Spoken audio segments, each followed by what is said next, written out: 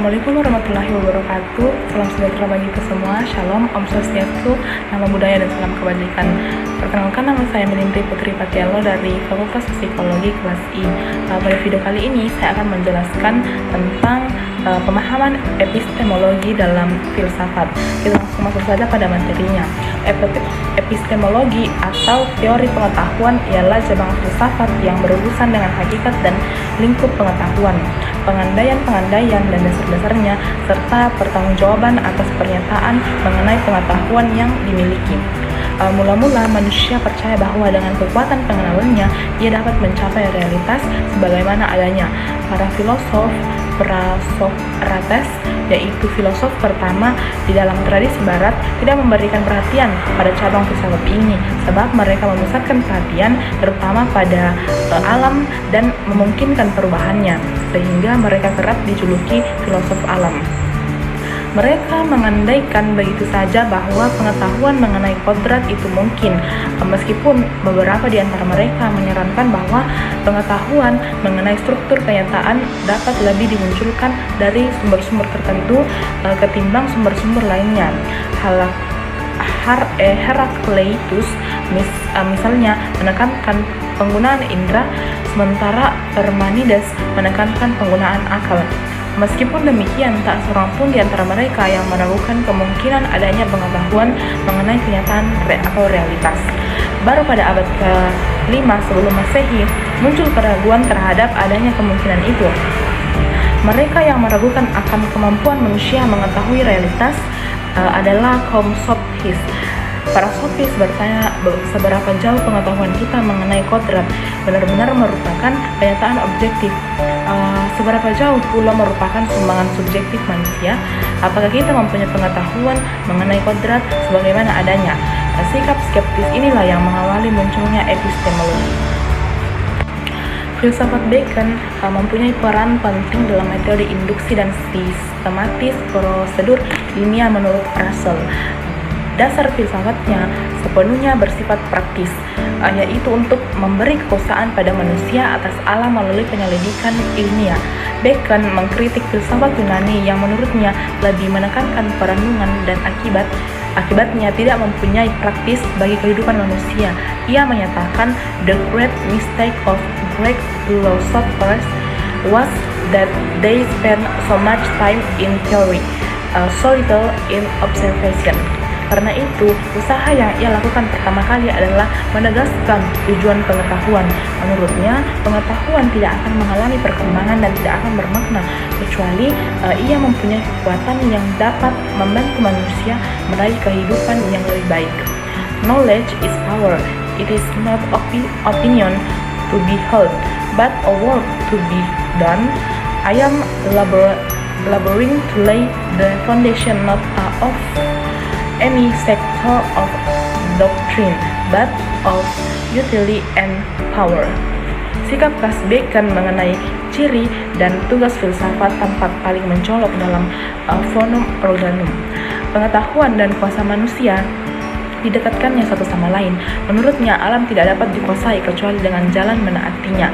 Agar dapat taat pada alam, manusia perlu mengenalnya terlebih dahulu, dan untuk mengetahui alam diperlukan observasi, pengukuran, penjelasan, dan pembuktian. Umat manusia ingin menguasai alam, tetapi menurut Bacon, keinginan itu tidak tercapai sampai pada zamannya hidup. Hal itu karena ilmu-ilmu pengetahuan tak berdaya guna dalam mencapai hasilnya. Sementara itu, logika tidak dapat digunakan untuk mendirikan dan membangun ilmu pengetahuan. Bahkan, Bacon menganggap logika lebih cocok untuk melestarikan kesalahan dan kesesatan yang ada ketimbang mengejar dan menentukan kebenaran. Prosedur yang disarankan Descartes untuk mencapai kepastian ialah keraguan metodis universal. Keraguan ini bersifat universal karena direntang tanpa batas atau sampai keraguan ini membatasi diri. Artinya, usaha meragukan itu akan berhenti bila ada sesuatu yang tidak dapat diragukan lagi. Usaha meragukan ini disebut metodik karena keraguan yang ditetapkan di sini merupakan cara yang digunakan oleh penalaran reflektif filosofis. untuk mencapai kebenaran. Bagi dia, kekeliruan tidak terletak pada kegagalan melihat sesuatu, melainkan di dalam mengira tahu apa yang tidak diketahuinya atau mengira tidak tahu yang diketahuinya. Pengetahuan yang diperoleh oleh manusia melalui akal, indera, dan lain-lainnya mempunyai metode tersendiri dalam teori pengetahuan. Di antaranya adalah yang pertama, metode induktif.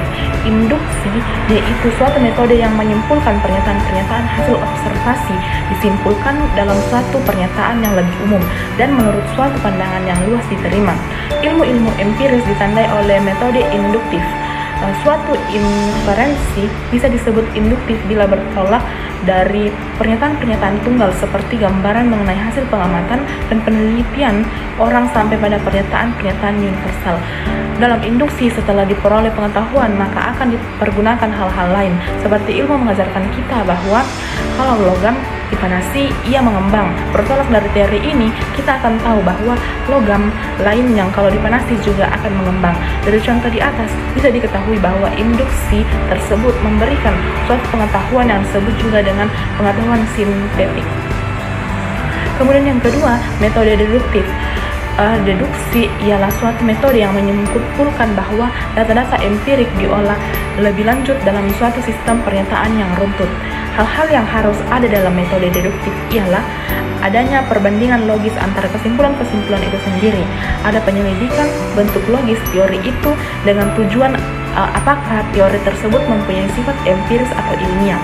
Ada perbandingan dengan teori-teori lain dan ada pengujian teori dengan jalan menerapkan secara empiris kesimpulan-kesimpulan yang bisa ditarik dari teori tersebut. Kemudian yang ketiga, ada metode positivisme. Metode ini dikeluarkan oleh Auguste Comte pada tahun 1798 sampai 1857. Metode ini berpangkal dari apa yang telah diketahui, yang faktual, yang positif. Ia menyampaikan segala uraian atau persoalan di luar yang ada sebagai fakta. Oleh karena itu, ia menolak metafisika. Apa yang diketahui secara positif adalah segala yang tampak dan segala gejala. Dan demikian metode ini dalam bidang filsafat dan ilmu pengetahuan dibatasi kepada bidang gejala-gejala saja. Yang keempat, metode kontemplatif. Metode ini mengatakan adanya keterbatasan indera dan akal manusia untuk memperoleh pengetahuan, sehingga objek yang dihasilkan pun akan berbeda-beda. Harusnya dikembangkan suatu kemampuan akal yang disebut dengan intuisi. Pengetahuan yang diperoleh lewat intuisi ini bisa diperoleh dengan cara berkontemplasi seperti yang dilakukan oleh Al-Ghazali. Intuisi dalam tasawuf disebut dengan makrifah, yaitu pengetahuan yang datang dari Tuhan melalui pencerahan dan penyinaran. Al-Ghazali menerangkan bahwa pengetahuan intuisi atau makrifah yang disinarkan oleh Allah secara langsung merupakan pengetahuan yang paling benar. Pengetahuan yang diperoleh lewat intuisi ini hanya bersifat individual dan tidak bisa dipergunakan untuk mencari keuntungan seperti ilmu pengetahuan yang dewasa ini bisa dikomersilkan.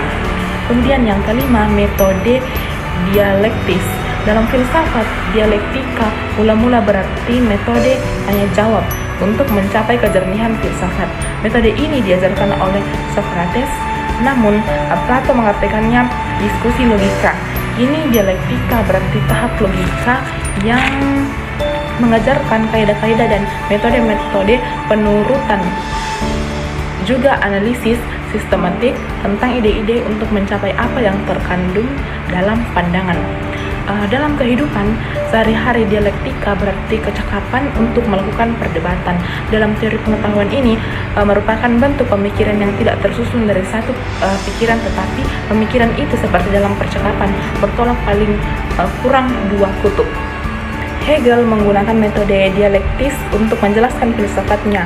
Lebih luas dari itu, menurut Hegel, dalam realitas ini berlangsung dialektika, dan dialektika di sini berarti mengompromikan hal-hal yang berlawanan. Seperti yang pertama, diktator. Di sini manusia diatur dengan baik, tapi mereka tidak punya kebebasan atau tesis. Yang kedua, keadaan di atas menampilkan lawannya, yaitu negara anarki atau antitesis, dan warga negara mempunyai kebebasan tanpa batas, tetapi hidup dalam kekacauan. Yang ketiga, tesis dan antitesis ini disintesis, yaitu negara demokrasi. Dalam bentuk ini, kebebasan warga negara dibatasi oleh undang-undang dan hidup masyarakat tidak kacau. Perkembangan ilmu pada masa modern dan kontemporer secara epistemologis. Sebagai ciri yang patut mendapat perhatian dalam epistemologis, perkembangan ilmu pada masa modern adalah munculnya pandangan baru mengenai ilmu pengetahuan. Pandangan itu merupakan kritik terhadap pandangan Aristoteles, yaitu bahwa ilmu pengetahuan sempurna tak boleh mencari untung, namun harus bersikap kontemplatif, diganti dengan pandangan bahwa ilmu pengetahuan justru harus mencari untung, artinya dipakai untuk memperkuat kemampuan manusia di bumi ini. Pada abad-abad berikutnya, di dunia barat dan mau tak mau juga di dunia luar barat, dijumpai keyakinan dan kepercayaan bahwa kemajuan yang dicapai oleh pengetahuan manusia, khususnya ilmu-ilmu alam, akan membawa perkembangan manusia pada masa depan yang semakin gemilang dan makmur. Sebagai akibatnya, ilmu pengetahuan selama masa modern sangat mempengaruhi dan menggubah manusia dan dunianya. Terjadilah revolusi industri 1 atau mulai sekitar tahun 1800 dengan pemakaian mesin-mesin mekanis. Lalu revolusi industri kedua mulai sekitar tahun 1900 dengan pemakaian listrik dan titik awal pemakaian sinar-sinar. Dan kemudian revolusi 3 yang ditandai dengan penggunaan kekuatan alam dan penggunaan komputer yang sedang kita saksikan dewasa ini. Dengan demikian, adanya perubahan pandangan tentang ilmu pengetahuan mempunyai peran penting dalam membentuk peradaban dan kebudayaan manusia.